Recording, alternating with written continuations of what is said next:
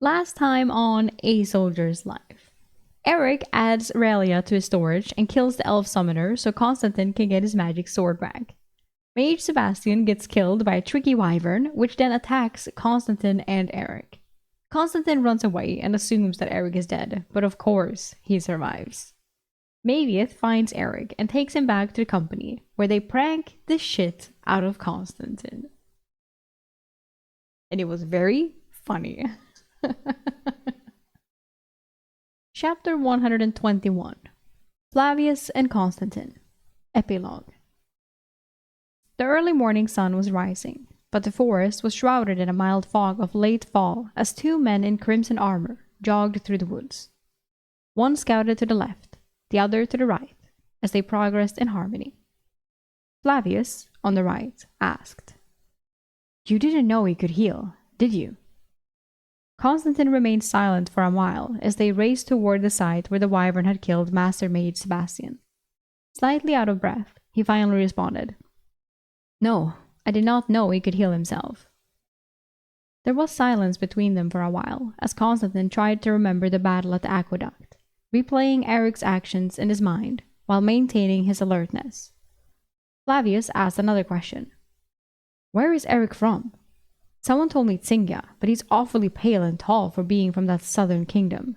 I feel like shit's going to hit the fan soon. Like, if this is a conversation that's happening, like, Eric is gonna get a lot of hard questions to answer."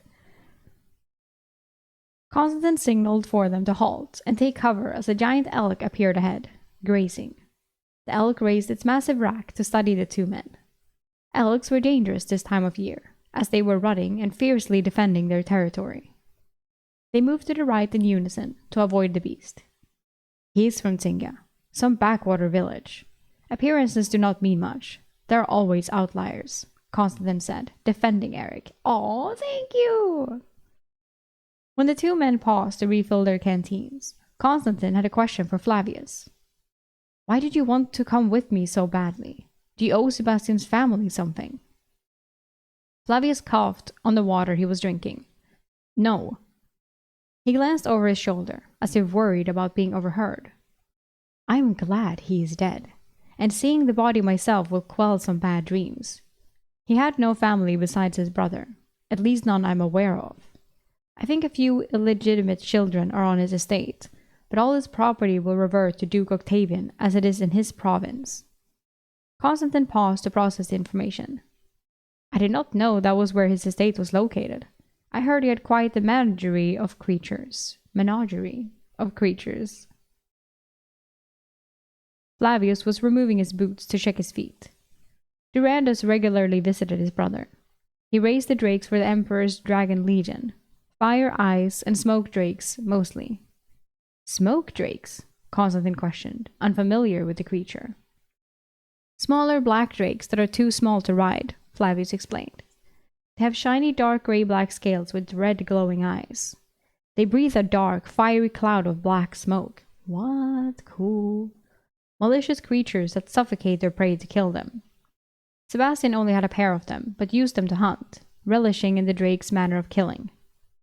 I heard that Master Mage Sebastian was malicious," Constantine said. Flavius grunted in affirmation. He had a pack of dire wolves that he hunted with as well. Ooh. "Mage Durandus joined him once when we hunted down a carriage with the Baron and his family that betrayed the Emperor. I tell the truth when I say Sebastian was smiling as his pets tore apart the man and his family. He took pleasure in their screams of pain. Yeah, I'm happy he's dead as well."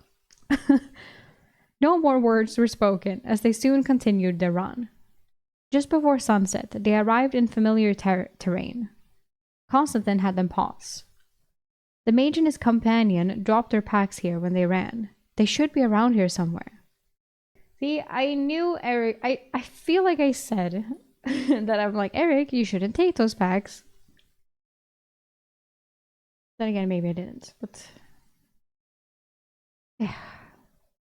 It's not surprising that it became an issue. The two men circled the area and approached the ravine.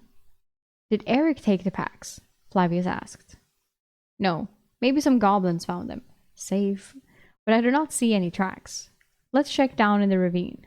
The summoner's companion was killed by Sebastian's drake down there, Constantine decided. Well, there was still enough light to see as the two experienced men searched the area. The prints of the large drake were easily identified. Dried blood on this rock. Eric said the drake bit and tossed the smaller elf into the rocks. It was a female, probably a ranger with some fire magic. His hand ran unconsciously up to his now healed face. Curious. There's no body or signs of it being eaten or dragged away by scavengers. Maybe the elf had a healing potion. Eric probably forgot to confirm the elf was dead, Flavius commented. Yeah, ha ha ha ha ha. I was thinking the same thing. Eric still needs training, Constantine said. He was carefully moving dried leaves aside to look at prints underneath. The drake took to the air and only Eric left the ravine. But if the elf were a ranger, she would have concealed her tracks, he theorized. They had spent too much time investigating the ravine, and Constantine decided they would camp there for the night. They split their time on watch and were up at the first hint of sun, to go to the site where the wyvern and drake had battled. The wyvern lay at the edge of the pine forest, as Eric had described. The smell of death hung lightly in the air, growing stronger as they cautiously stepped closer. Both men were apprehensive about approaching the corpse of the gargantuan creature. They circled from a distance, and Flavius commented, I don't see any wounds on the creature. Eric said he used poison to kill it. Oblivion pills. Constantine grunted out. Oblivion pills? 4 or 5 can kill a man, but a wyvern? Flavius said skeptically. He said he used 100, Constantine reminded him, but his voice also sounded uncertain. He was having trouble imagining the wyvern, pausing over Eric to gloat while the summoner controlled the creature. They both found where Eric had lain after getting rammed by the wyvern, his dried blood evident in the earth and grass. Neither spoke as they read the terrain independently. Constantine finally said, Let's go and check the drake and see if the collector is there. Should be on the other side of that felled tree. And I saw Citra-san! Hello! It's been so long. Citra! My voice even died. When they reached the tree, the dead elf summoner had large maggots crawling all over his body. Eric killed the summoner, Flavius asked apprehensively, kneeling to inspect the body. He did not hesitate if that is what you are insinuating. I disabled him with an arrow, and Eric killed him before he could heal himself. Constantine noted Eric's prints around the site and a Legionnaire canteen. He picked up the empty Legion canteen and sniffed the contents, his face growing wide in surprise. Because it's rum. Flavius looked up at his shock. Constantine smiled, shaking his head, handing him the canteen. Alcohol. Probably rum. I guess Eric had it in his dimensional space for a special occasion. He said it took him half a day to heal himself. He probably needed it to kill the pain, Constantine guessed. Flavius searched the elf and handed some folded papers to Constantine. Neither could read Elvish, so Constantine just secured them. Constantine muttered to himself about Eric's failure to find the documents. They both walked to the drake. The throat had been ripped out, and the body was chewed on in many places. Coyotes, wolves, or another scavenger, Flavius noted. They're probably watching us as they are not done with it. They chose to scavenge this one rather than the wyvern, as the scales were probably too difficult to get through, Constantine thought. Maybe the poison Eric used scared them off the wyvern carcass as well. Flavius nodded in understanding. They started to work the drake over to get the saddlebags underneath. As they worked, Flavius commented, I heard the poison barb on the wyvern's tail is most deadly poison, and they are immune to it. Do you really think even 100 oblivion pills could kill a beast that size? Constantine grunted as he finally got the large saddlebag free. I don't know.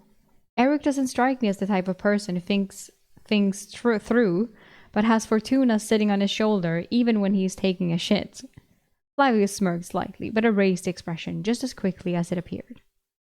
Constantine was already digging through the pack and pulling out the collector.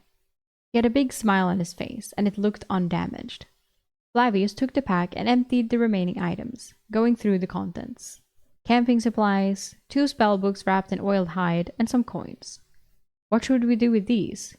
He indicated everything on the ground. Constantine was packing the collector and looked over.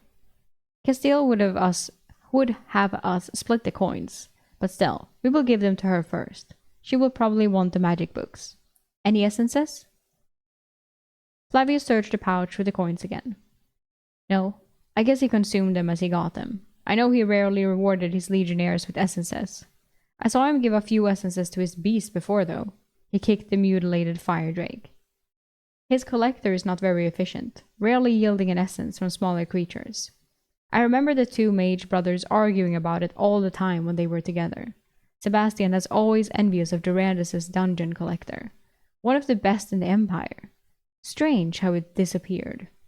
Flavius glanced sideways, judging Constantine's reaction, but he had none. Well, this is better than having no collector. We still need to retrieve the body. Both men looked over at the wyvern carcass. When they got closer, Flavius walked to the head and inspected it. Looks like a lot of blood dried and pooled here. Maybe from the mouth or nostrils. Can oblivion pills do that? Oh my god, he is... Like, I understand that he's questioning it because it is bullshit. And I would also be like, what the fuck? But he doesn't have to point it out every time. Like, Flavius, you're annoying. I understand what you're trying to do here. Just calm down. Lots of poisons can destroy organs and cause bleeding, Constantine said offhandedly. I think I will ask an alchemist if oblivion pills can cause something like this, Flavius said contemplatively. He was studying Constantine for a reaction, but once again, Constantine did not seem concerned. I think that Constantine also is like, this is also bullshit, but he's not going to give that to Flavius. He's like, I can talk to Eric about this, or something. Constantine had his enchanted blade out, and was cutting into the throat of the dead wyvern. Grunting, he noted, Pity we did not have more men here to harvest this creature. It might have solved the Duchess's coin problems. Unlikely. This is the Emperor's land. She couldn't claim it, Flavius said. Constantine glanced at him sidelong. How many times has Sebastian not reported the facts about harvest and essences? Flavius huffed a short laugh and shrugged. Point taken. Mage commanders have always had a lot of leeway in the Empire. Some, not all, Constantine said tersely. Tersely? I don't know what that means. I've never seen this word. Tersely. Tersely. Constantine worked his blade from the chest to the abdomen. Working the blade between scales and cutting the hide was difficult work. He then had to fight through muscles and fascia to get to the organs.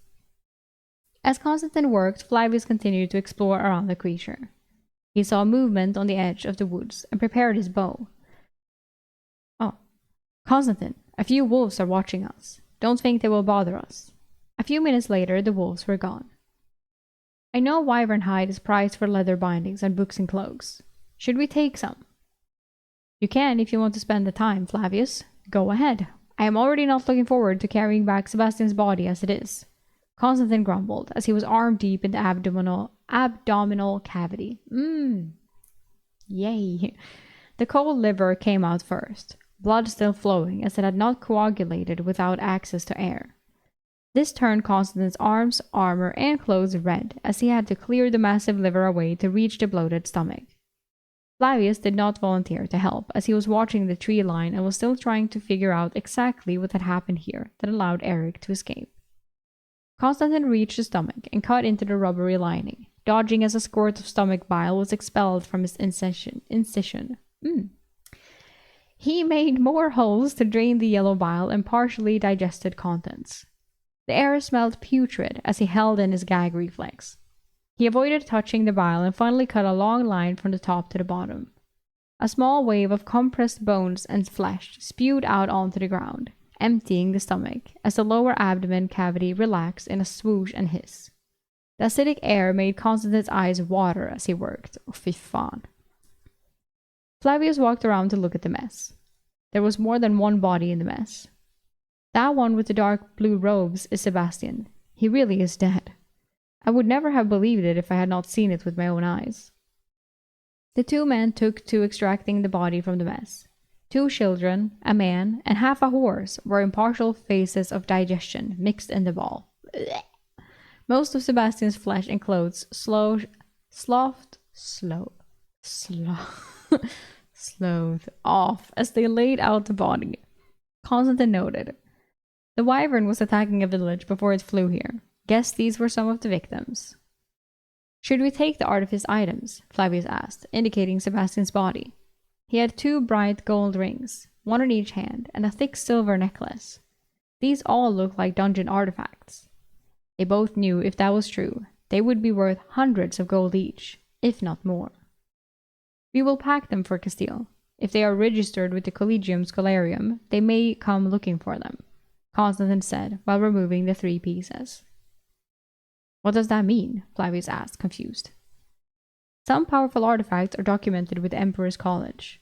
If you have no descendants or family, they become the property of the Emperor, Constantine informed Flavius. Part of the job of the hounds is to track down these artifacts for the good of the Empire. Constantine also knew sometimes the Empire made sure there were no descendants to pass an artifact to, either through misfortune or the courts not recognizing them as a relation to the artifact's previous owner. He cleaned off each ring and the necklace with water from his canteen and placed them in his pack. The last thing they had to do was prepare the body of Sebastian for transport. We should have brought the Goliath to carry the body back, Flavius said, not envying the task of carrying the dissolving corpse. Can I borrow your sword? I want a souvenir from the wyvern. Just a tooth. Constantine looked at his blade. He had just gotten it back and did not want to loan it to Flavius, but they had worked well together so far. Have they? I guess. He had also spoken more words today than in the entire past week. Well, that's true. He handed the runic weapon to Flavius. Flavius turned to work on the jaw. I wanted to let you know, Constantine, that Sebastian sent me to see if Eric had his brother's collector. No shit. Constantine was immediately on guard by the statement, but didn't show it. He stepped back half a step, pretending to work on preparing for the return. And? He asked, unconcerned. Doesn't matter now. The bastard is dead. But I think Eric has it, Flavius said as he was cutting into the gums. He's smart enough to know when not to use it, but it is the only thing that makes sense. Nothing in the swamp would have taken it. They searched his space when you were all questioned at the mage tribunal concerning Durandus' death, Constantine said cautiously. Yes, but Eric was not with us the entire time. When we got back to the city, he went and took a bath, Flavius said, causing Constantine to chuckle at Eric's love of being clean. Flavius pressed. So we could have stashed it somewhere before and retreated after the tribunal. Does it matter if he has it now? Constantine asked seriously, but was considering a lot of things now. But Constantine already knew the collector was one of the artifacts that the College of Scholars would want back with both mage brothers dead. It was a collector made by a dungeon, much better than one's artificed by human hands. One that would have to be returned to the Emperor if no other family members claimed it. Flavius shrugged. No, I guess not. He got both hands on a large tooth and started wiggling it free with all his body weight. The tooth was 10 inches long, giving him leverage. Blood flowed from the mouth as he worked. It finally popped and started to move. It still took 20 minutes, and the help of the runic weapon to free the tooth. Flavius returned the runic blade, and Constantine relaxed his guard. It had been in the back of his mind that Flavius might use it on him. Sweaty and tired from the effort, Flavius sat on the ground inspecting his prize. I will send this to my daughter and tell her that her father slew a dragon, he said, smiling. Okay. Constantine nodded, but taking the credit for someone else's kill was something he would never do, right? Fucking bitch. The pair were soon headed back. Each of them had half of Sebastian's body on their backs, wrapped in an oil tarp.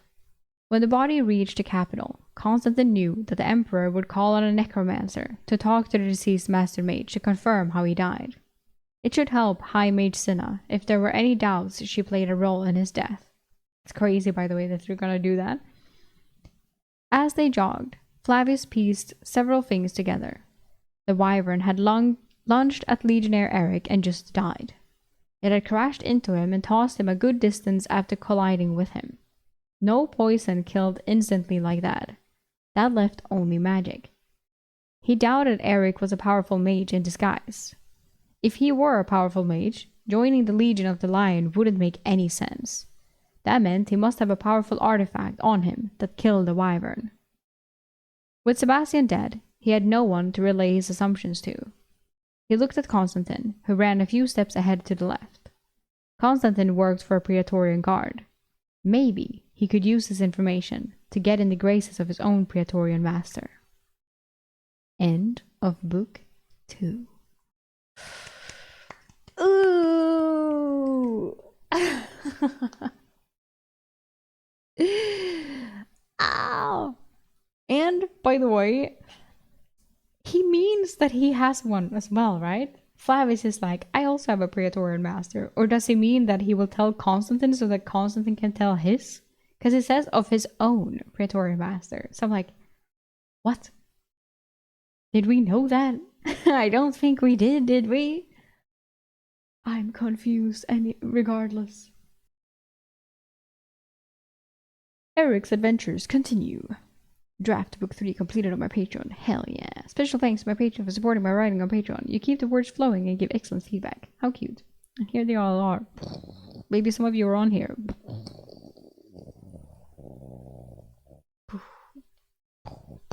Oh my god, so many. Oh wow, hello.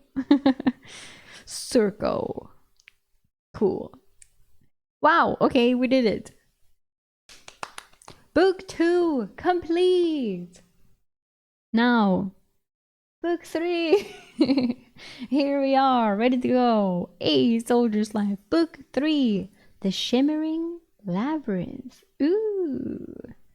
First edition. Written by AlwaysRollsAOne. Eric Timke.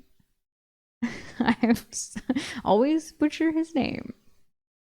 All parents, supporters, Royal Road. Thank you. It's self-published. No AI was used to make this book, to write it. Oh, okay, wait, maybe we'll zoom out a bit and look at these.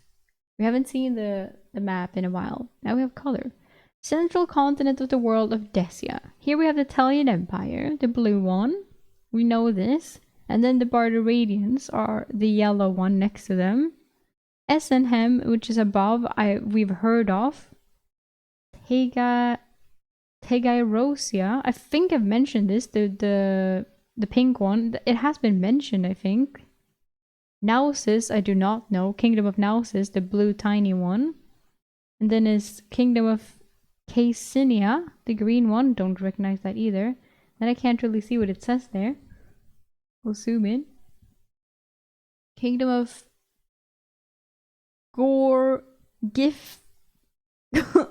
Gorgifia. There is the Duchy of Tsingia, all right next to it. The tiny one. Yay! Gesedmuria. Kingdom of Gesedmuria. Don't know. Oh, there's a tiny one. Grand Duchy of Mancha. Ah, there's Mancha. Ah, okay. So we've been like in the north here. We've been the boom, boom, boom, boom, boom. Okay. And then we have the Duchy of Gongxiu. Grand Duchy of Xiunyuit. Hope we never go here. Kitiunia. A Principality of Linshania. Okay. Sure. And then there's just Buckle in the middle. Northern Italian Empire. Oh my god. We have the Salt Sea with Italian Empire. Neptune's Spear. We've been here. It's so small text. Can I? I'm not going to be able to see what it says. Lignium? Okay, but this is a map. Anyway. Chapter 122. Good Samaritan. As the company registered the disbelief of my presence, they came by to slap me on the back. None too gently, and congratulated me once again for a miraculous survival. I think the slaps were to make sure I was actually here and not an illusion. With the welcome done, I started eating breakfast in earnest. I was pretty sure First started whispering a new nickname for me around the table, the Revenant. He thought it was funny, but I did not. Constantine had called me a Revenant before he almost attacked me.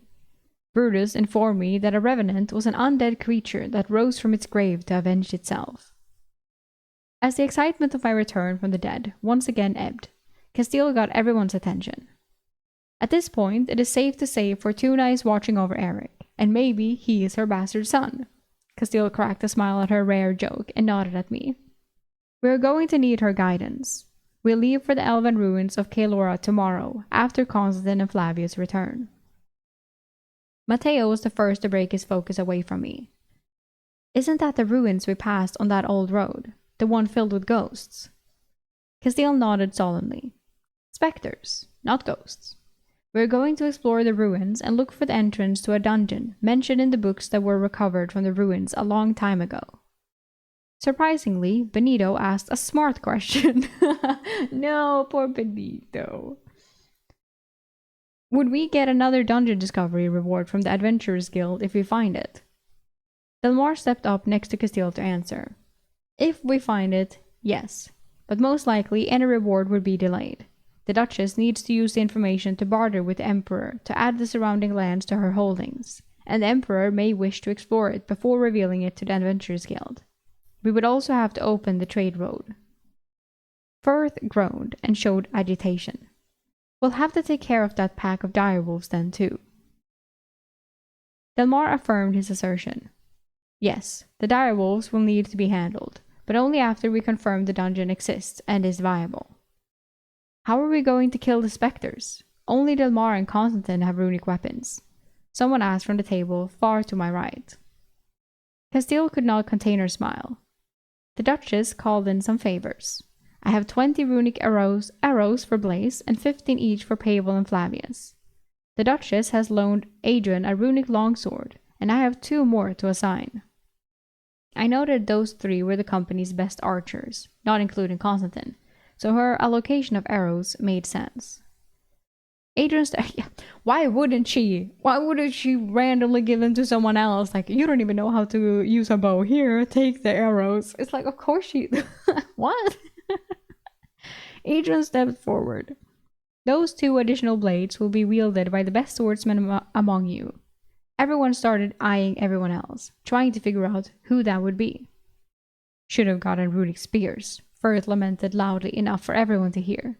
He was an excellent spearman, an average swordsman in the company. Adrian snapped at him. Well, we have our blades, Firth, and we are thankful for them. This evening, we will have everyone in the training grounds to contest for the 2 blades. Ooh! That got ripples of excitement from the table. Any type of competition was welcome, especially one with a reward at the end. We also have a kettle of souls, men. The fuck is that? It can supposedly permanently banish a spectre, so it cannot come back to hinder us again. Ooh! Castile added, emphatically, to encourage everyone. I did not think the men knew that the specters regenerated over time. Being able to vanquish them permanently was a huge boon. Adrian announced to the growing fervor of conversation. You have the remainder of the day off. Rest and enjoy your time in the city. It may be a few weeks before we see the comforts of beds and the security of walls again. Firth added, at least walls that are not manned by spirits of the dead. His comedic delivery got laughs from everyone as they made their way out. The men typically laughed of impending danger, which made it seem unreal in some way. Yeah, right. Brutus came to talk with me. Can I buy the Revenant a drink in the city? I rolled my eyes and hoped this nickname disappeared as quickly as the last one had. We walked together to the establishment in the city that the other men favored. Brutus told me the ale tasted foul, but was strong, and the food was decent. As we entered, I noted it was also favored by all the city and citadel guards our men had been training. We found a table, and a woman came by, and Brutus said, 2 specials and 2 ales. He leaned into me eagerly. So, tell me how you escaped the dragon. Not much to tell. It was not a true dragon anyway, I paused. I was not going to tell Brutus I could heal. I was injured, but was lucky as the elven summoner Constantine had struck down had a healing potion. That reminded me that I had 3 elven potions that needed to be identified by the scholar. I was nearly killed but was able to heal. The wyvern was exhausted from fighting Sebastian. Sure, it just lost its train of thought in the fight and I prevailed. I smiled at the confused Brutus reinforcing bullshit story. He was expecting some hero's tale, but I was not a hero. We sipped ale, waiting for the food as I deflected Brutus's question about how I prevailed. Did Quentin have a family? I asked, after the legionnaire, who the hill giant had killed. Ah. It was an attempt to steer the conversation away from me. Brutus was clearly frustrated at my storytelling capabilities. Quentin? Brutus recalled him with a frown, as he had been one of Durandus's men with Brutus. No. Well, no wife or kids. His parents owned a few sheep farms outside a city in the Western Empire. I think they were well off.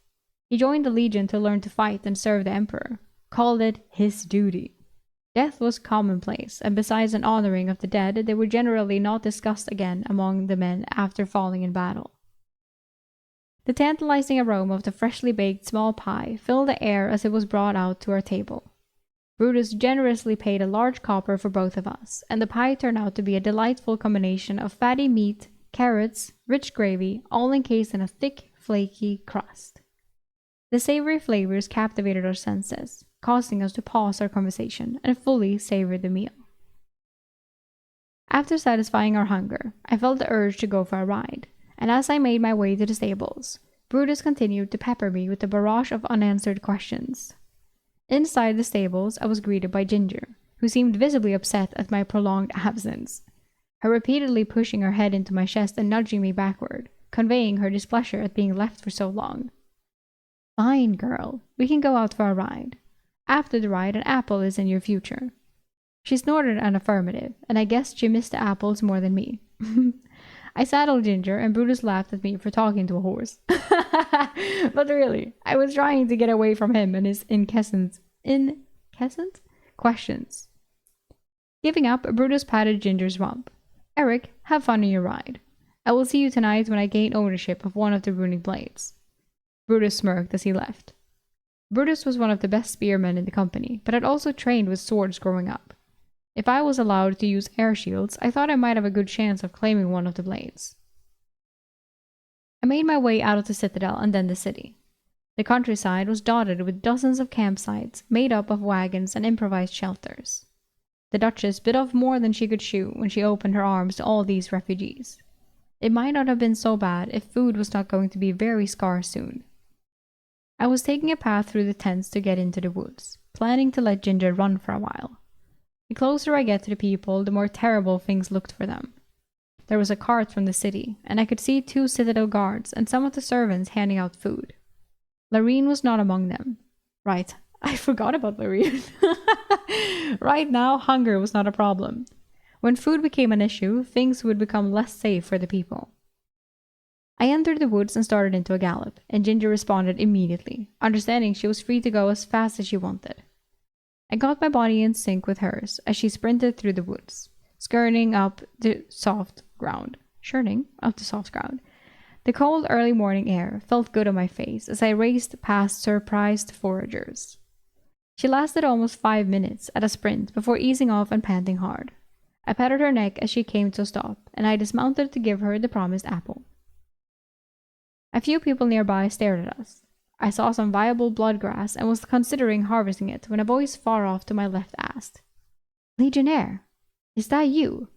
The one from the baths in Matcha?" What? I turned to find a dirty young woman with a basket filled with tubers. 2 other young women stood just behind her, just as dirty from digging in the dirt. It took me a moment to remember the face. "Karina?" I asked, finally recognizing the young woman from the matcha baths. "It is you," she said, surprised and with a weak smile forming. "Well, I heard about matcha falling and the city walls crumbling," I said consolingly. "Did your brother make it out alive?" I asked, remembering her brother was a member of the city guard. Her dirty smile fell from her face, and tears started to swell up. "Oh, I guess not. I'm sorry that I asked. You made it to a safe city. The Duchess is a good woman." Her throat was a little tight as she spoke. "The Duchess is kind, but there is not much work for a bath girl in the city." She tried to laugh, but I could tell things were not going well for her. She looked thinner than I remembered, and her clothes were soiled from digging. "We," she indicated her 2 companions, "all worked in the baths. Now we try to supplement the food allocation from the woods, but are having to venture further and further from the city. It is dangerous, and we are worried about the other foragers and monsters." I went to Ginger and pretended to root around in the empty saddlebags. I pulled out a 10-pound block of hard cheese and a large jar of berry preserves from my dimensional space. I walked back to the 3 women. "Here, you can have these supplies. They were for the wardens, but I can get more. I know a few people in the city, and I might be able to find you some work. The three young women had wide eyes as I handed Karina the food. Karina dropped her basket and juggled the two heavy foodstuffs. Where can I find you if I find you some work? Karina was at a loss for words, so one of the thin young women behind her volunteered the information. There are 3 wagons forming a triangle outside the east gate of Sobrel. We are sharing the blue-painted wagon there. I nodded to her and mounted Ginger. As I rode away, I mumbled something Adrian told me. You can't say it to everyone, Eric. I knew I would still try, though. I thought about finding them a job in the Citadel, as that seemed the safest place. Then I remembered how the Duchess used her servants. Not that I objected too hard to Lorene seducing me. I rode further into the woods, letting Ginger stretch her legs, and started harvesting mushrooms and flora as I thought about how to help. Then I realized I knew one job that might help Karina. The 2 old women herbalists, right, those 2. Lila and Rhea had offered to buy me my axes harvest. I had yet to return them since our first meeting, but Karina and her 2 friends might be able to forage for them. I spent until midday harvesting an assortment of different plants. Mushrooms were scarce, and bloodgrass and most of the other flora were starting to wilt from the colder nights. I still returned to the city with a sizable harvest and visited the 2 old women. Look who decided to return, Rhea, Lila said as I entered their small herbalist shop. The mixture of sharp herbal scents hit me. I bowed. I have been kept busy by my mage commander, but I missed your wit and charm. If you are here to sell, you are going to be disappointed with what we can offer. We are just interested in the edibles, Rhea said sorrowfully. I still placed everything I had found from my morning work. They only want edibles. Damn, they're crazy. I still placed everything I had found from my morning's work on the counter while Lila sorted through it, and Rhea dealt with a middle-aged male customer. When she finished, she looked up. 3 silver, 50 copper. Best we can do at the moment. Plenty of others are coming in to sell, and we cannot process what we have. Rhea joined Lila as the customer bought a tincture and left. I nodded, thinking. What if I could find you some help? I know some of the refugees. Good people. Rhea perked up. Experienced herbalist? She asked, interested. I grimaced slightly. No, you would have to train them. Not interested then, Rhea said with a dismissive wave. Food is scarce and coin tighter. We wouldn't be able to feed them, only pay them a pittance. And with the coming snow, things are going to get worse. Prices have already doubled and will double again before too long. What if I could give you some food? Not from the Duchess, but some Legion stores I have access to. It is not a lot. Maybe a month's worth for the 3 women. I will also pay for their housing inside your shop.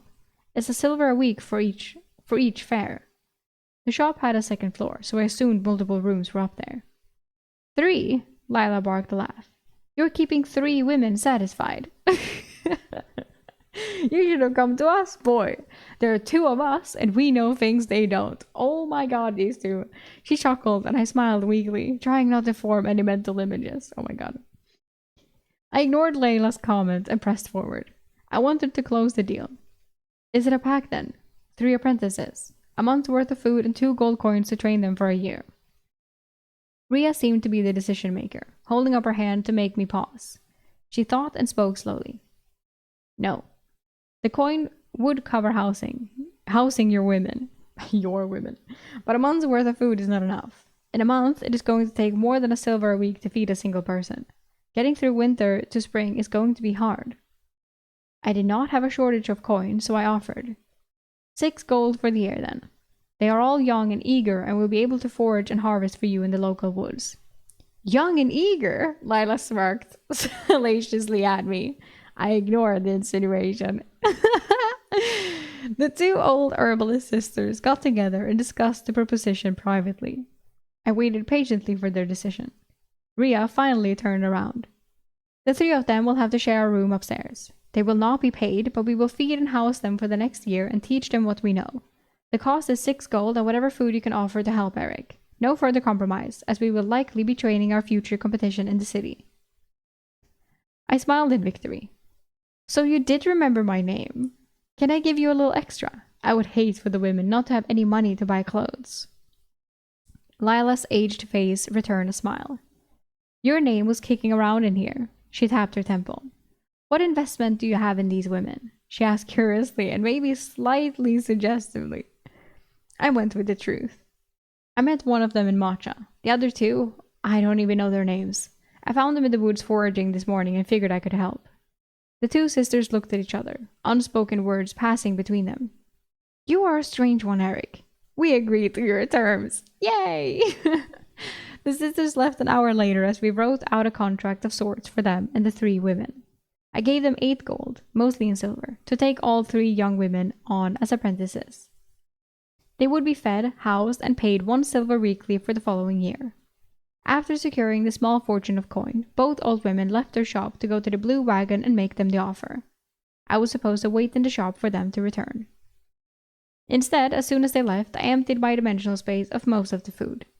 3 jars of berry preserves, a bag of onions, 30 pounds of flour, 20 pounds of sugar, 4 jars of yeast, 2 casks of pickles, 9 massive salami links, 1 block of hard cheese, 2 large bags of dried mushrooms, and 2 large bags of potatoes. I decided to keep the honey in my remaining ration bars. What the fuck? I remember once that he was like, I'll take this food that's here, but my god. I nodded as the foodstuff pile looked like enough to feed a few people for a month. I left before the sisters returned, locking the door behind me. I did not need the adulation. I was just happy to know my coin had helped some people. I was at the stables in the citadel and unsaddling Ginger. The stable boys were not here, which surprised me. A pair of guards walked by outside on the patrol, and I asked, Where are the stable boys? They are probably in the citadel courtyard with everyone else. Your Legion company is holding a fighting competition, he replied before continuing to walk on his patrol with his partner. Did the contest for the runic blade start already? I rushed through Ginger's rubdown and fed her before hurrying into the courtyard.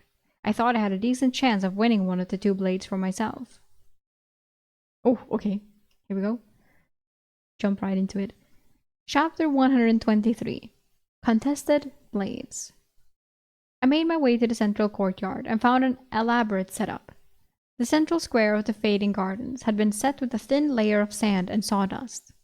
Over 100 spectators stood to watch on one side of the square. Most of the spectators were workers in the citadel, and I recognized a number of faces among them. A slightly raised wooden platform was along another edge of the square. The platform had a number of occupied seats. Castile was seated next to Duchess Veronica in the center, and a frown creased both their faces. They did not look happy to be there, to say the least. A woman in a gaudy gown sat next to the Duchess, who I assumed was the Countess, Duchess Veronica's mother. Right, we still haven't seen the mother and the brother. On the other side of the Countess was a lead man who looked to be in his early 30s. He had a smug look and seemed happy to be watching the entertainment. Several Citadel attendants served the VIPs on the makeshift spectator stage.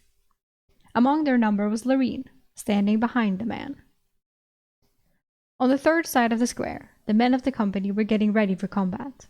As I joined them, Maviet was in the back, and I asked him, Maviet, where have you been all day? Maviet looked surprised to see me. Eric, Castile accepted me as a huntsman for the company. He was beaming with pride. I went to my cabin to get some things and securities from the elements and intruders while I was away. I told Trek to check on it occasionally as well. I just got back to find this. He indicated the makeshift fighting square. Maviet, what is with all the formality? I thought we were not going to do this until after dinner. I indicated the elaborate setup. Adrian turned and walked to me to answer the question. His tone was sour. First Citizen Boris learned about the competition and set this up. He got the Duchess to force Castile to agree to it. Eric, are you going to compete? At least I knew why Castile did not look happy. Yes, of course. Isn't everyone? I asked, noticing Lorene bringing a tray of food for First Citizen Boris. He leaned back and they whispered to each other. Oh, Eric is pissed. Eric's gonna kill someone.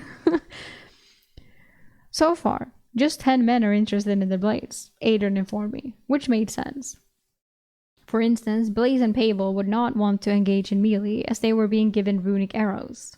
I noticed Lorene pointing incautiously at me while whispering to Boris. So which one of these did you fuck?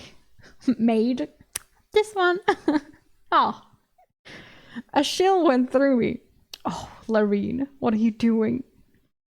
And who had the dream amulet? I with him. Oh, perfect. Adrian had a piece of paper in his hand, scribbled with brackets. You will fight Colm in the first pairings. I looked and saw Colm stretching. He was the company's ad hoc blacksmith, and repaired our resin hide armor as well. He was short, but his biceps matched his thighs. He was one of the company's shieldmen, and I do not remember him practicing often with the sword. His skill should be inferior to mine, but I would not underestimate him. Can I use my air shields when I fight? I asked Adrian. Yes, any spell forms are allowed, though you will be the only one. That's unfair. His tone indicated I should perhaps forgo them if possible. The first citizen wants the men to fight bare-chested for the entertainment spectacle. Oh my god.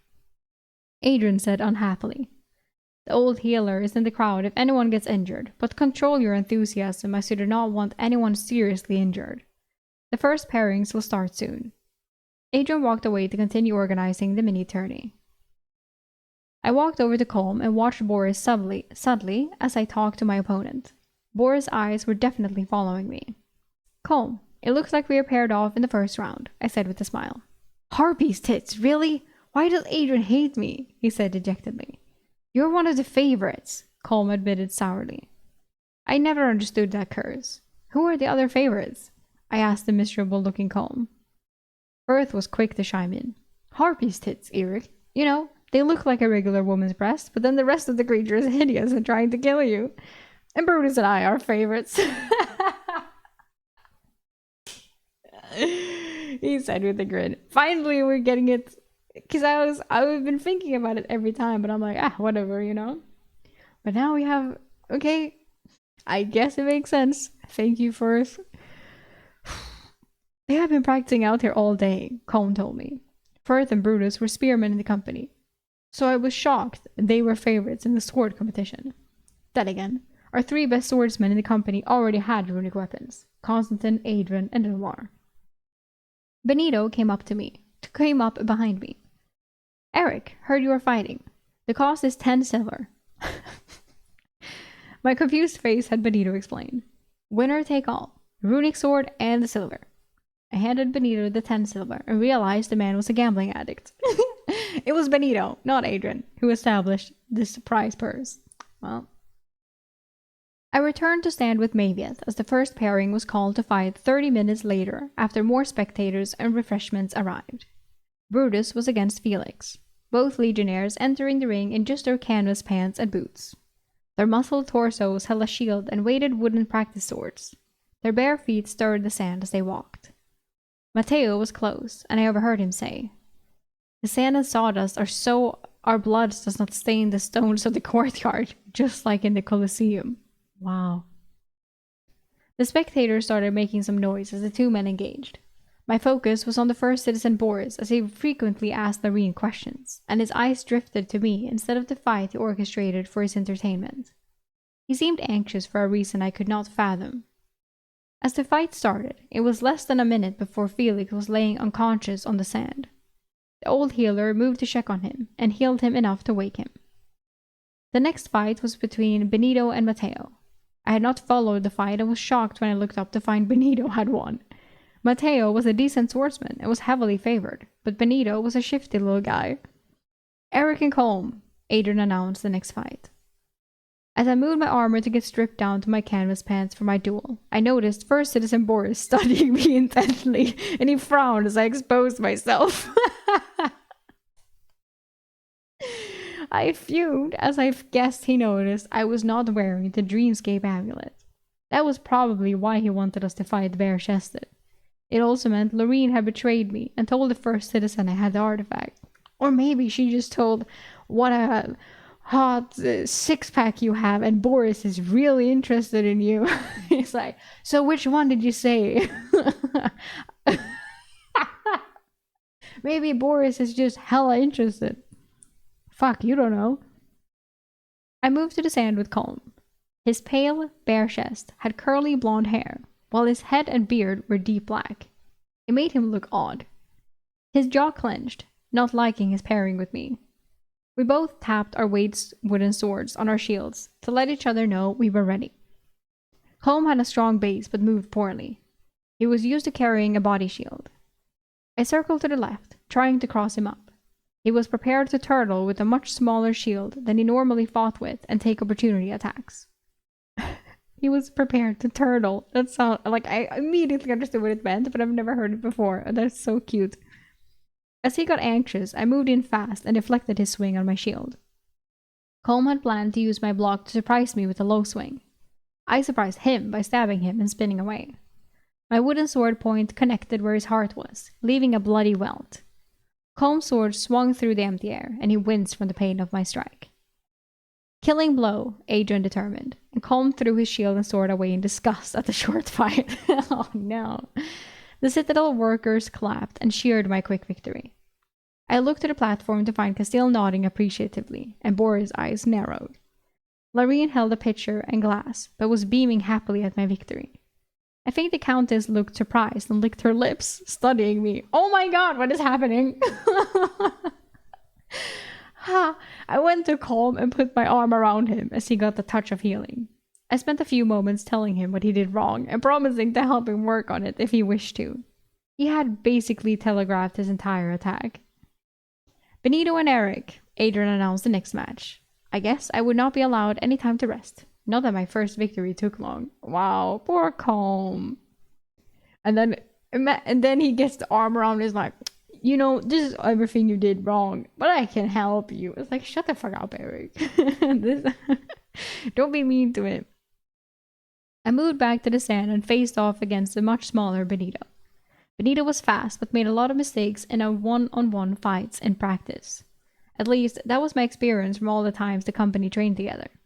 He was an excellent man to have on your side in a fight, though. Benito grinned madly and spun his sword in his hand. He was trying to show off to the crowd. We both tapped shields and engaged. I'm just like, if he loses, it's even more funny that he's like, show off. As I protected my legs, I was cautious, figuring he would target my knee to slow me. We clashed and tested each other. Our speed actually matched well, but I was definitely faster than I was a few weeks ago. Benito was quickly frustrated, as I was cautious and did not give him an opening to exploit. Benito suddenly overextended, and I slashed the wrist of his sword hand, breaking his wrist and causing him to drop his wooden sword. It would have saved him serious injury if he had been wearing his vambraces. Benito stepped back and cursed under his breath. He dropped his shield and walked to the healer, disgusted with his own evasion. I think he thought he would win the coin and runic blade. He certainly did not lack confidence. I looked at Adrian, smirking. Am I going to have to fight again, or can I get a rest? You do not get a rest in battle, he replied with his own smile. Shut up. The company chastised me with jeers, as well as at my complaints. Adrian announced the next pairing with a smirk. Brutus and Remus. Is it Remus? Probably Remus, not Remus. Maybe, I don't know, Remus. Remus was the only man from Gregor's company left. His bright, long red hair made him stand out from the others when our helms were off. As the two engaged, it was clear the two were familiar with each other, and it was no contest. Brutus was an excellent swordsman, as he had been practicing since his youth. It took a few minutes, but he disarmed Remus by getting a strike on his fingers and breaking a few. He followed it with a blow to the ribs, and Adrian announced immediately. Debilitating injury. Brutus wins. The old healer would be limited in how much healing he could do today, and it was clear Adrian didn't want any cripples or to waste potions. Brutus raised his hands in victory, like a gladiator, and there were a lot of cheering from the Citadel workers. I noticed Loreen had not cheered at either of my victories, but smiled appreciatively. I was a little envious that the spectators had not cheered as loudly for me, except the stable boys, but I had bought that idolization. I rested and sipped water while watching and waiting for my next call. We were putting on a good show for the Citadel workers. Castile still looked unhappy, but the 3 first citizens were content with the pre-dinner entertainment we provided. We were not trying to be fancy in our fighting, as winning was more important than giving them a show. I mean, for some. Speak to yourself. And you wanted the shears, dude. The company men did not care about their happiness.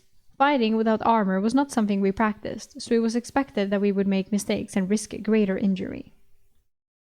As they happened, I studied the other fights, and soon we were down to just 4. Firth, Brutus, Soren, and myself. Soren was one of the quiet ones in the company. Rumor had it he had killed a baker for selling him moldy bread.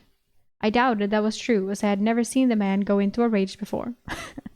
Brutus and Soren, Adrian announced. Firth moved to stand next to me. Looks like we are paired next, Eric. I will go easy on you and not make you look too bad. If you drop me 2 gold, I will even let you win, he said with a smirk, holding out his hand.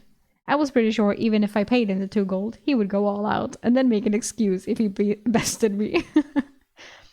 I can't help that you're so trash, Eric. For 20 gold, I will let you win, paid up front though. I returned with my own offering and grinned, knowing he wouldn't accept. Firth walked away smiling and confident, with no gold exchanged between us. I knew he served a Praetorian Guard, and maybe he was more skilled than he was showing.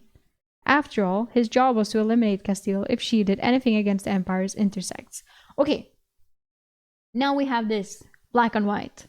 Firth is the one with the Praetorian Guard, but Flavius mentioned in the last chapter of the book 2 that he has a Praetorian Guard. I think, to me, that's what it said. That Flavius was like, maybe I will tell my Praetorian Guard. Or that he meant that he was going to tell Constantine so Constantine can tell his. I'm a little bit confused at that, but now I at least can stop thinking about who it was that we knew had a Praetorian Guard. It was Firth. I always forget because they both have similar names. Similar letters in their names. Okay, good. Now I'm happy at least. I will try to remember. Brutus won his fight against Soren, but was not guaranteed a runic blade. Adrian contradicted my thought when he announced, Congratulations, Brutus. One of the blades is yours. You will still need to fight the winner of Firth and Eric in order to determine who picks first. Adrian roared the crowd and waved his hands as he got into the event spirit. The only issue was the healer seemed to be out of ether after healing Soren. I stood across from Firth on the sand. His eyes were hard and focused on me. I could tell Firth was planning to go all out. I thought about using the air shield in the fight. I had not needed it so far, but I had a feeling Firth was hiding his true ability. We tapped shields and circled. I tuned out the crowd and took in Firth's movements. The caution in his steps betrayed his skill. It reminded me of Xavier, the swordsmaster. He was trying to show as little as possible, but there were still hints. Firth, the brothel-loving legionnaire, was more than he seemed. He flashed forward, and I defended and countered with my shield. I heard someone in the company mutter that Firth was faster than normal today, and I thought the same thing. He continued to press, and I was hard-pressed to block and parry. He finally stepped back after nearly a minute, breathing heavily. Eric, you have gotten much better. This should have been over by now. I could see his heavy eyes and guessed maybe he had used a spell form. I was guessing by the familiar, exhausted look I got from using all my ether. It was a weak spell form, if that was what it was, and he had almost no ether to sustain it if he was already out. Firth saluted me with his sword. I concede the duel to Eric. Adrian said that if Eric uses the air shield, he will be the only one who uses the spell form. So now Eric assumes that Firth has one, which I definitely think he does, especially if he serves a Praetorian Guard. But no one else knows about it then. At least not Adrian. So many with secrets. So many secrets. To the disappointment of the crowd and Boris in particular, Firth walked off of the sand. I thought it was a very even match, perhaps even slightly tilted in Firth's favor with his enhanced movement. Whatever he did to elevate himself had drained him considerably, and he chose to concede rather than lose in front of everyone. Or maybe he had used his one trick or did not want to show more. I was clearly not the only man in the company with secrets. Yeah, exactly. I like it. Adrian seemed puzzled and shocked as well. I walked off the sand to stand by Mavieth, even though the next fight was mine. Benito moved close. Eric, that was impressive. I don't feel as useless as tits on a minotaur now for losing to you. Tits on a minotaur? Benito, what? Mavis intoned, trying to educate Benito. There are female minotaurs with functional breasts, Benito. Mavis! Mateo, who was nearby, asked, How does minotaur milk taste? Is it the same as cow's milk? How do you get it? I got a lot of chuckles from the men, but others were straining to hear as well. There was a small commotion on the stage as the two blades were brought out and placed at the feet of Duchess Veronica. Adrian called us forward. Brutus and Eric, come forward and look upon your blade choices. The Citadel workers were crowding and craning their necks to see. I walked with Brutus and looked upon the two long swords. Each blade was about 33 inches with a hilt of 7 inches. They were just borrowing these, right? I think they said they were like, they're not actually getting them. Like, that would be insane as well if they just like, here you go. Nah, it's just borrows. We'll see if we get to keep it or not. Both blades had runic markings, but one was tarnished black and had small pitted marks on it. The other blade was polished steel and ancient looking. Duchess Veronica smiled down at both of us. 2 blades from my mother's family guards. They have been loaned to me by my mother's grace. The last runic smith of the Italian Empire forged a dark blade for its intended purpose. It has fought in hundreds of battles and served its wielders well. The orcs of the Bauten Caliphate forged the other blade. It was claimed in battle by my grandfather from a tattooed elite orc warrior. Brutus caught the same thing in the explanation that I did. He asked, After the expedition to the Elven ruins, the blades must be returned. The Duchess smiled. Yes, unless you wish to enter my service. In that case, you can keep the blade and wield it to defend me. Brutus frowned as he felt he had been scammed. I looked at Castile. She looked like she had already been aware of the condition. But didn't they already say that? Or what? I knew. Or I just said, like, because they were just borrowed, right? Like, she said, like, we got borrowed stuff. Like, that's what Castile said to everyone. I swear to God. If she didn't, then it's insane. Okay. Adrian interrupted her dismay as not being able to retain the blades after the expedition. Eric and Brutus moved to the center and prepared to fight. As I moved onto the sand, I figured it made sense as a dungeon-forged runic blade was worth 1,000 gold, according to Delmar. Although the 2 blades we were fighting for were not nearly as immaculate as Delmar's or Constantine's and probably had less value. Delmar's had come from a dungeon, and an elven runic smith forged Constantine's. Brutus still seemed determined to win, even though the prize was temporary. We tapped shields, and Brutus engaged with vigor.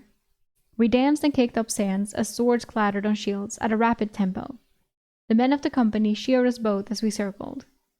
You are better than I remember, Brutus said, after I intercepted 3 quick successive attacks. Maybe you're just getting slow in your old age, I countered with a smile.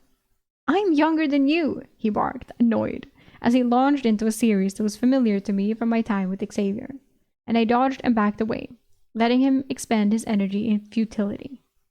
I could see the consternation and frustration building on his face. I still had not even used an air shield yet. I was beginning to think my dreamscape practice was more effective than my practice in the real world, and planned to add today's fighting insights the next time I entered. Brutus was better with the shield than I was. I was learning a lot by how his minimal movements prevented me from taking advantage of his openings. The fight was the most protracted of the evening, and the crowd loved it, and I was feeding off the growling noise. Brutus tried a trick that ended the fight. He tried to hook the corner of his shield on mine and pull it away to expose me. I had experienced this same act in my dreamscape from Constantine, so when I noticed his shield caught mine and tugged on my arm for what it was, I used it against him, creating my own opening. My swing was powerful and directed at his knee. Brutus realized it and tried to turn away from the strike to lessen the impact. I still connected, just not as solidly. Debilitating injury, Adrian called immediately, ending the fight. Adrian was concerned about ensuring everyone was healthy before we left, as the healer was exhausted. Dude, he said this every time now. I know. Brutus limped away and had trouble putting weight in the leg. I think it had shattered his patella, and he would require healing. I made sure Brutus was fine, but he was angry about losing. The healer needed a few hours before he could heal him, but Brutus assured me he would be fine. That was a quick counter, Eric. I did not see it coming. A well-deserved victory. He clapped me on the back, congratulating me and using me for assistance to stand. You should go and choose your blade, as the first citizens do not look happy to be kept waiting. Silence spread in the crowd as I walked to the platform and inspected the two blades again, under the gaze of the Duchess, her family, and Castile. I picked up the tarnished blade and tested its weight. Then I did the same for the other one. The black blade was slightly heavier and appeared to have a better edge, even with the odd pitting aging on its length. I will take this one, I indicated the darker blade. The Duchess' eyebrows went up in surprise, as it was probably the lesser of the two artifacts. First Citizen Boris drew attention to himself by clapping loudly. Good display of skills, Legionnaire. I want to test myself against the best swordsman today. I am sure Mage Castile will give me the honor to exercise this evening's winner in front of the assembled crowd. Oh. Okay. Oh, okay. The chapter's just boom boom now. Chapter 124. A woman cannot keep a secret. Lorraine. Boris had challenged me in front of everyone. I looked at Castile, who had been uncomfortable with the whole display, and now she even wore an angry frown. I looked back at Adrian and Delmar, and neither offered me help dealing with the first citizen. First Citizen Boris had the unmistakable smile of someone who thought they were better than you. He walked out onto the sand while I sheathed my new black blade. Boris spoke again. That sword you claimed is a family heirloom. The first captains of our Citadel Guard wielded it for centuries. My grandfather told me it was a gift from a third emperor to his great-grandfather. I felt this was a setup, and I was waiting for him to get to his point. I will keep it safe and return it after exploration of the elven ruins, I said cautiously. He smiled like a snake oil salesman. Perhaps while you have my family's blade in your care, I can hold something of yours in case you do not return. And there it was. I looked at Castile, who had a dark look on her face directed at Boris. Lorraine was conveniently behind one of the oversized chairs on the stage, and her back was turned to me. I looked for any support or clue on what to do. Duchess Veronica spoke. I gave Mother a fair price for the blade, Boris. It is not yours to barter with. Boris ground his teeth at his sister's remark, and having his dialogue interrupted. Fine. I still wish to practice with the Legionnaire. Perhaps he would care for a bet on the outcome. Something of equal value to this. I sensed this first citizen was not too bright as he made things up after his original plan failed. He drew his sword. The blade reminded me of Delmar's dungeon forge blade. The blade shimmered in the light of the fading sun, appearing to ripple like water. Boris's mother, Countess Angela, barked. Boris? No. Her voice was laced with anger. He has nothing of worth to match it, and that blade is still mine until you take my seat as count. Her rage seemed genuine, so I did not sense she was party to his sham. But he does, Mother. This Legionnaire has a dreamscape amulet, he announced to everyone present. Oh my god. Oh.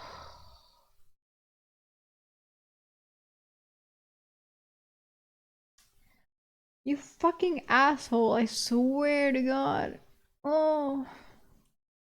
Well, I wonder what Eric is gonna say. Yes, I mean, because Lorraine has already seen it, but who will fucking believe, like, Lorraine, not to be like that, but in this world, Lorraine is just a maid. Like, she's nothing. Like, like, no, she's not nothing. She's higher up than many people, but, like, she can, I don't know. They can have a truth seeker ask her if anything, but why would they care about that now? Like, oh, I can't with this. I don't remember where he got the amulet from. The dungeon reward, right? That's what it was. I was like, did it take it from someone? No, it was the dungeon reward. Fan alltså. Fuck you, Boris, you suck ass. I heard Benito ask someone loudly, what is a dreamscape amulet? My eyes were focused on Castile, whose eyebrows showed surprise as she locked eyes on me in question. Lorraine was now missing from the stage entirely, hiding from my irate gaze. Fuck Lorene, dude. Fuck Lorene. Whispers started running through the crowd, trying to figure out what a dreamscape amulet was. My companion seemed just as perplexed as the unfolding events. Boris's grin split his face at the commotion he had caused, thinking he had scored a victory. The Countess was weighing something in her mind. Boris spun in a circle as he spoke so everyone could hear him, like a showman at a circus. As I told you last night, Mother, a dreamscape amulet is a dungeon artifact allowing you to control your dreams. You can practice with swords, read a book, fight monsters, or fuck every woman you ever met in whatever manner pleases you. Oh my god.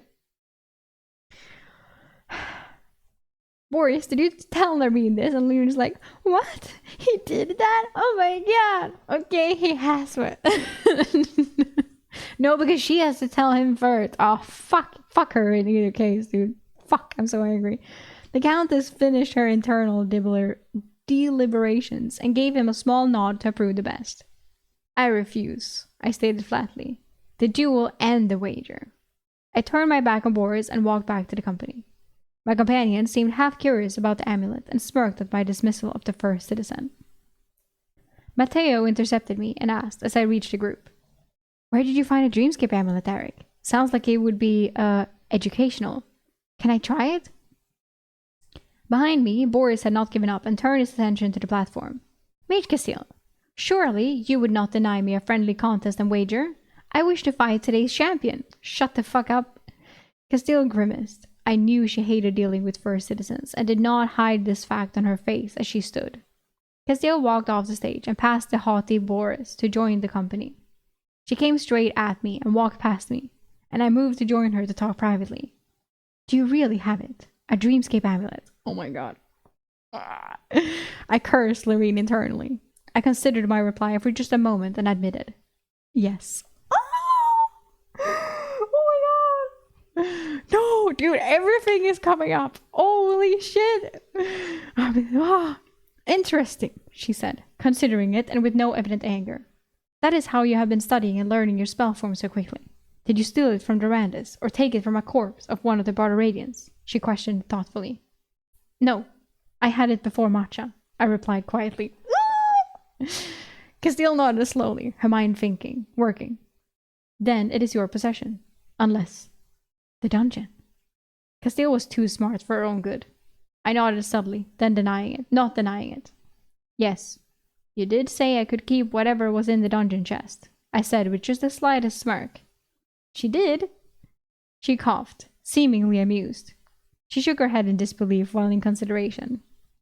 Well, do not tell anyone you took it from a dungeon while in my mage company. The Empire has the right of purchase, especially from a legionnaire conscript. And what the fuck is he gonna say? She looked at the smug Boris, waiting impatiently. He cannot force you to fight. As a first citizen, he could try to force you to sell it to him, but I doubt he has enough gold to buy it if it is genuine. She thought momentarily. Veronica told me a little about her older brother Boris. He is spiteful. If he can't get the amulet, he will spread the word you have it to others to ensure you cannot retain it. Castile, what should I do? I sought her advice in a pleading tone. I was not giving the first citizen prick my amulet. Castile looked over her shoulder at Boris, who was playing up the small crowd. Do you think you can win?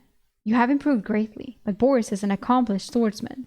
He practices 3 hours every morning in the courtyard and has fought in dozens of competitions. Can I use my spell form? Does he have a spell form? I asked quietly. He does. Veronica said he can harden his skin and slightly enhance his strength. Oh. He is no mage, of that I'm sure, she informed me. Then yes, I can win, I replied confidently. I'm just gonna put him into my space. Ha, bitch! Lorene did not know I had the air shield, so that meant Boris did not know either. You will be making an enemy, and he will cause trouble if he is able just to spite you, she cautioned.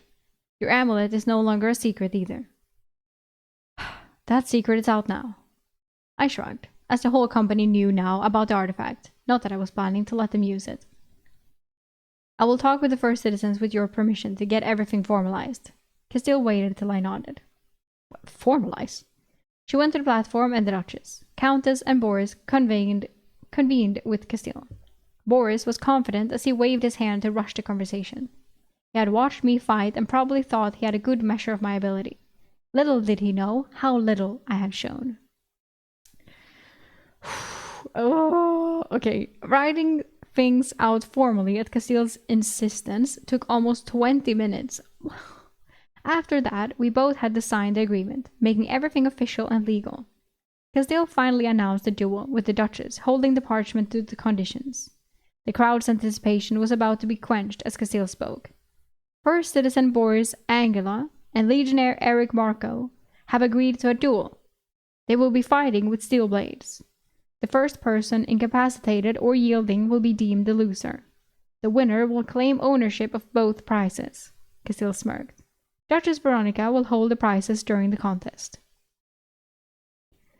Boris turned his head abruptly, realizing he would not be fighting with his runic weapon. Castile had outmaneuvered the not-so-bright Boris. It also meant I needed to take the amulet out of my space and hand it over to the Duchess. Boris agreed after a short argument before sending a runner for another weapon. I walked and reluctantly handed the amulet to Castile, who brought it to the Duchess, who started studying the artifact intently while we waited.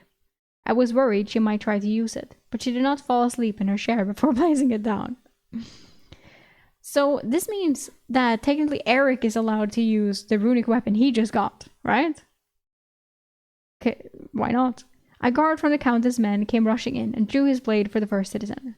The blade was another runic weapon, but had a dull polish, and I guess the runic blacksmith had forged it. Boris swung the new blade twice and seemed content and unconcerned. He moved to meet me in the center of the sand, his confidence still evident.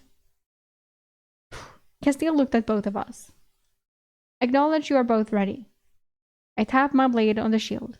I would have used a black blade, but it was a few inches longer than what I was accustomed to. Okay. Boris tapped his sword on the shield, and I frowned, realizing it also had runic patterns, and thought I might have made a mistake. Oh, the shield. Oh, fuck.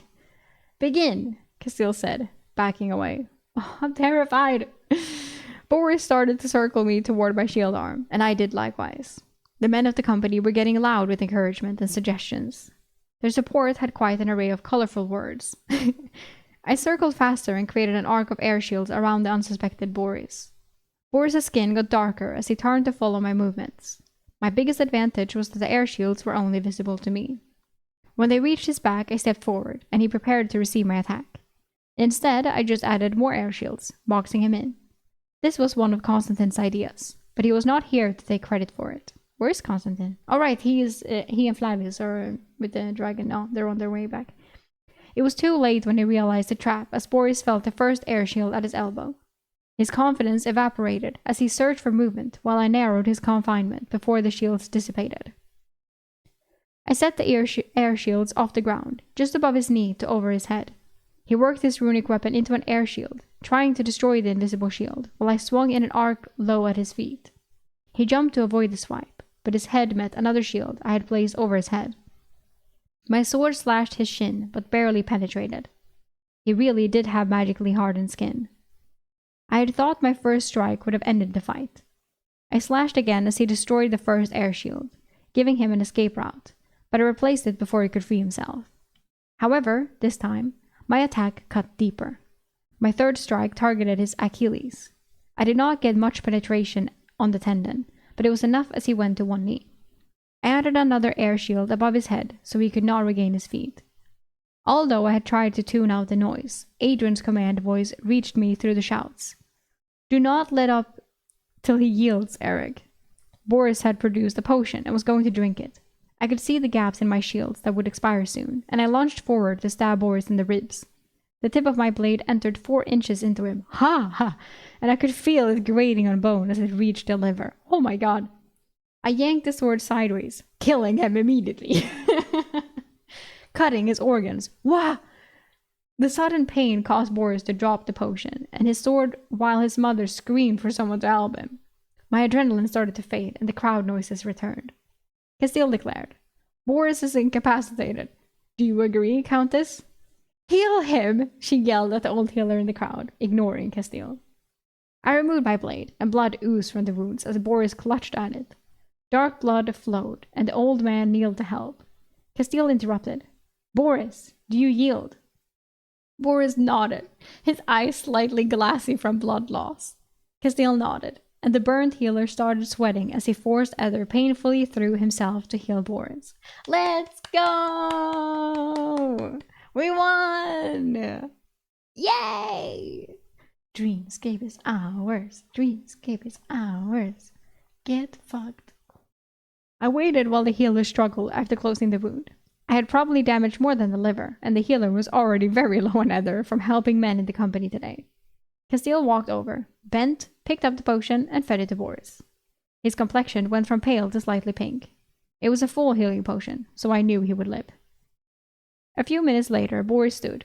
The old healer could nod and was clearly in a lot of pain from using too much Ether in his burnt channels. Matteo and Felix came to help the healer stand and assisted him to a bench to sit on. Matteo hissed as he passed me, carrying the healer. Amazing, Eric! I still want to try your amulet. Boris was angry as he regained himself.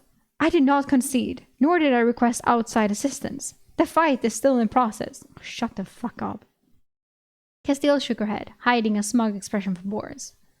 The Countess was assigned proxy. She called for outside assistance, and it was given. First Citizen Boris, the contest is over. Duchess Veronica could not hide her own smirk. Brother, this is my citadel, and I rule you lost by the terms written, agreed upon, and signed. The prizes belong to the Legionnaire. Boris fumed and stormed away, seeing he would not get any assistance from his sister. The Duchess was clearly happy with the outcome, and her brother being embarrassed was a bonus. Castile was right in that I had made an enemy today. Maviet's huge hand clapped me on the back, causing me to stumble forward. Soon I was surrounded by men of the company, receiving congratulations and praise. I forced my way past them to the platform to get my prizes, sending the amulet to storage and picking up Boris's dungeon blade. Duchess Veronica looked down at me, smiling. That was an interesting means of achieving victory. I congratulate you on a well-earned victory and prizes. I wonder, because now he has a dungeon blade. But it's not a runic blade, is it? Because I was like, maybe he will keep this one and give the other one to someone else. Because why does he need to? Countess Angela approached furiously. He cannot keep the blade, Veronica. Have him return it immediately. Oh my god, you're also a fucking bitch. I looked between the mother and daughter, each of them challenging the other with lightning stares. But it's legal. It's illegal. I would probably be made a target if I carried a runic weapon like that. I addressed Duchess Veronica. Are the black blade and Boris's blade equal in value? Could I trade you Boris's blade for the black one to keep? Oh, okay. I mean, I guess, sure. I knew I was getting the worst end of the deal, but I would end up with a runic blade either way. Okay, both of them are runic. I was thinking the aged black blade was fairly inconspicuous compared to the shiny, almost luminescent dungeon blade. Castile eyed the Duchess as she considered a response. They had formed a good relationship, and the Duchess would not ruin it. I agreed to your terms. The dungeon blade is more than twice the value of the black. Would you accept both blades? She indicated the orc-forged blade that was intended for Brutus. Castile nodded approvingly at me, and I took it that was a fair trade. I picked up the other blade and left Boris's blade on the stage. I guess that blade now belonged to Duchess Veronica. The fireworks between the Countess and Duchess were not over, and I tried to retreat quickly. Matteo asked me again to borrow the amulet. Just for one night, Eric. You need to be able to channel Ether to use it, Matteo, I told him, walking past.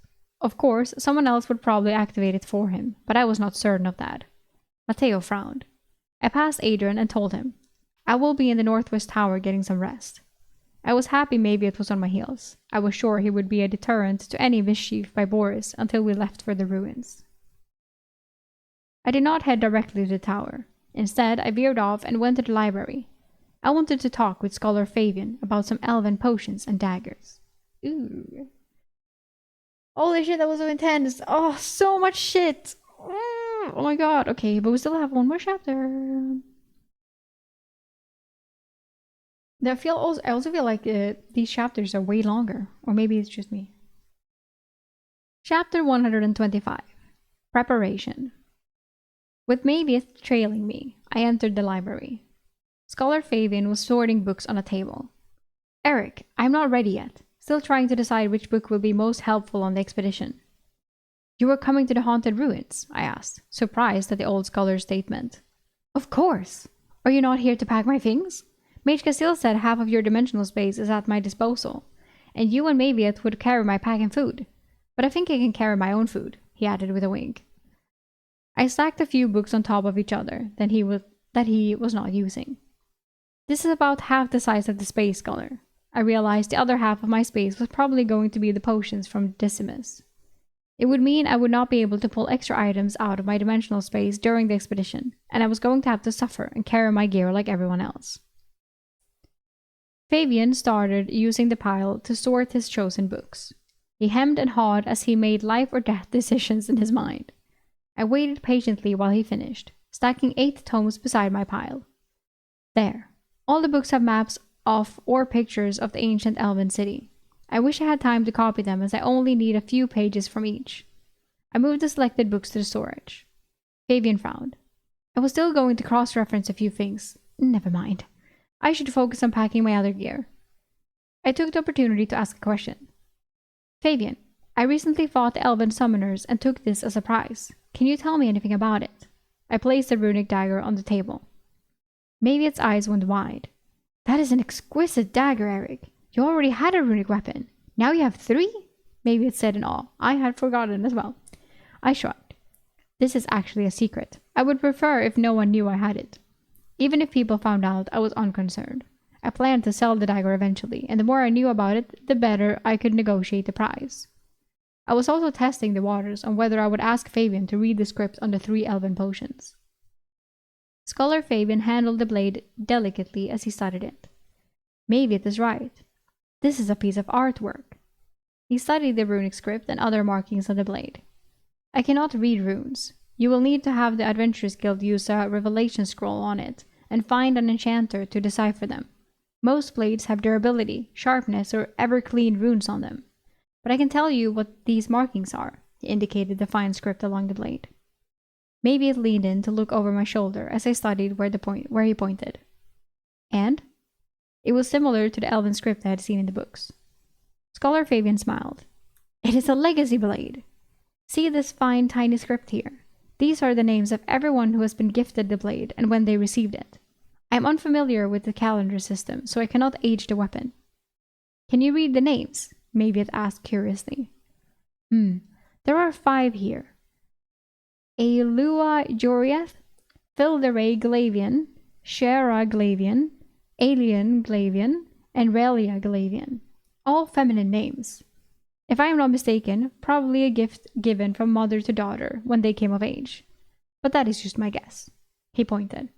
This here is the forger's mark. It is not a name, and I have not studied the famous elven smiths, so I cannot tell you if it is significant.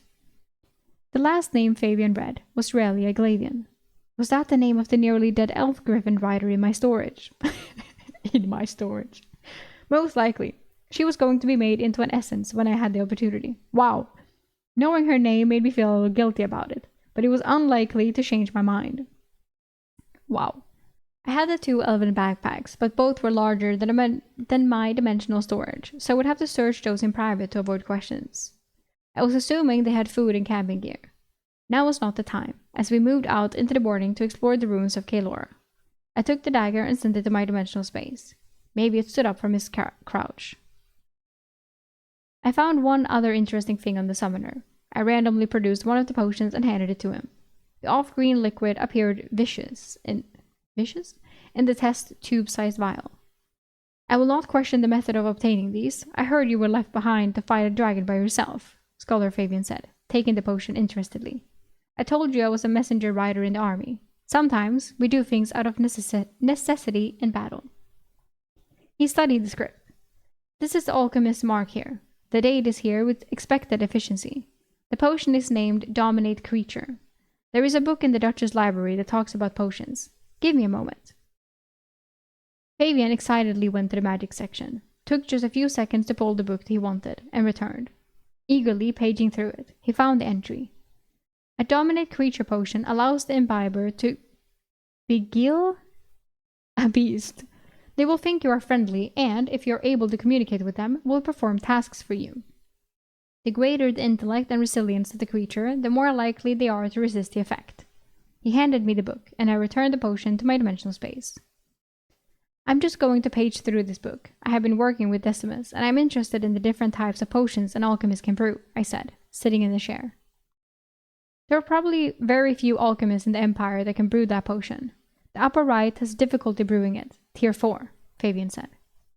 I saw 4 stars after the name and nodded my thanks. I paged through the book while Maviet waited for me and then replaced it on the shelf. Thank you, Fabian, I said, shaking wrists with the aging scholar. Maviet waited for me, and we headed to the tower. I found Matteo and Felix in our room, playing checkers. Oh, Maviet's gonna be happy. I got next game, Maviet said excitedly, going to the table. Matteo looked at Felix. I told you he would eventually come back here. He focused on me. Delmar said to find you and have you see the alchemist and scholar about filling your space. Felix interrupted. I was told to find you. Matteo just followed me like a puppy. He has not shut up about your dreamscape amulet and its possibilities. Eric is going to let me try it out. Right, Eric? Matteo said pleadingly. I told you. You need to be able to channel your ether, Matteo, I said as Matteo deflated. Are Constantine and Flavius back yet? I moved to start preparing my gear on my bed. Matteo was sulking by filling a goblet from the ale cask. Felix answered while starting a game with Maviet. No, they have not returned. Brutus is looking for you too. Said you have his sword. He chuckled. Matteo was on his second cup. How did you get so good with the blade, Eric? I remember when you joined us a few months ago. You couldn't beat a single one of us in the company. Constantine, I offered as an answer. Matteo nodded at that, knowing how hard Constantine had worked me while he had trained me. When I finished packing, I went to the alchemist floor above. Decimus was working furiously between multiple processes. Eric, give me 20 minutes. No, wait. Watch that table and release the pressure if it gets too high. I ended up helping Decimus for over 2 hours. A few hours ago, I was a celebrated company champion, and now I was the alchemist's lackey. Decimus' skin had returned to normal, but was sweat-drenched as he worked. Eric, thank you. I wanted to try and run at the lesser healing potions since Castile is leaving tomorrow. But put these 6 in your storage immediately. The harmonization was not powerful, but I think they will work. Also, there are 20 vials of healing salve over there. My processing is improving, and they should last a good amount of time. He sat down exhausted in a chair. You mean you're not coming with us? I asked, with a smile he did not catch. Decimus jumped up suddenly, nervous and fidgety. What? Did Castile say I was going with the company? His face was showing panic and fear. No, I just thought you might want to go. Scholar Fabian is going, I said, trying not to laugh at his comical fear. Then again, I had become numb to danger and had not even thought about the dangers of going to an undead city. I was not sure if I was just not afraid or just certain I would somehow find a way to survive. Decimus relaxed, seeing he was not recruited. I am happy in my tower. However, Sobral is not what I expected. The people have no spare coin for my remedies. Now, with winter almost here, I will lack fresh ingredients, and harmonizing potions is going to become challenging. I took the vials he indicated, and was disappointed he had no more mouthwash for me. I wished Decimus well and went downstairs. Matteo was gone, and Felix and Maviet were still playing checkers. We headed down for the evening meal in the barracks. We sat with Firth. Firth gave me an unhappy stare, probably for besting him and winning the blade. Firth still dispensed the gossip to me. The Countess is moving her men into the barracks after we leave tomorrow. Apparently, they are staying through winter as the war with the Barbarians is intensifying. Felix inquired while eating half a roasted chicken with his hands. Where are we going to stay when we return? First, we need to return, Firth said hotly. Focus on that. The meal proceeded in silence after Firth's harsh and uncharacteristic comment. I ended up watching a dice game after eating. Benito was running it, of course, and he seemed to win more often than not. They were only playing for coppers, but I still turned down an invitation. Constantine and Flavius are back, Blaise said from the door, both scouts entering the dining hall after him to cheers as Constantine held up the prize, the essence collector. Flavius scanned the room, found me, and locked eyes with me for a moment before turning away. Delmar appeared, and the 2 scouts followed him to meet with Castile and Adrian. I was a little worried that they had not asked me to join them. I was the one who had killed the wyvern and wondered what they had figured out. I watched the dice game, and the longer Constantine and Flavius took, the more paranoid I became. Delmar was with them when they returned, and he approached me with purpose. Eric, did you get the potions from the alchemist? He asked quietly. Quickly. Yes, 20 salves and 6 lesser healing, but he thinks the efficiency period is short on the lesser healing, so I need to keep them stored, I reported. Good. Castile wants to see you. She is in the last room down the hallway, Delmar pointed. He then raised his voice for the dozen men still in the dining room. Get to your bunks. Breakfast at first light, and then we march. Groans erupted, but everyone began cleaning up. I stood and walked down the hallway Delmar had indicated. These were the officers' room for the barracks, and there were 4 of them. The last door on the right was open. Castile was in the room looking at some items on the table. A single bed was against the wall, under a small window. She looked at me quizzically. Eric, come in and shut the door behind you. I closed the door and took the only other seat at the table across from Castile. We eyed each other expectantly. Oh my god. Holy shit. All of Eric's fucking secret is coming out. I'm super excited about it, but I'm also pissed about it. But it's so exciting. Oh my god. Okay. Oh, but I want to see what they're gonna talk about now. She's like, what the fuck more are you hiding from me? Or like, this is what they said about the wyvern, and Flavius is obviously like, oh, okay. So much stuff. Great start of book 3, by the way. Holy shit. I'm excited to see what will happen more and what they will talk about next time.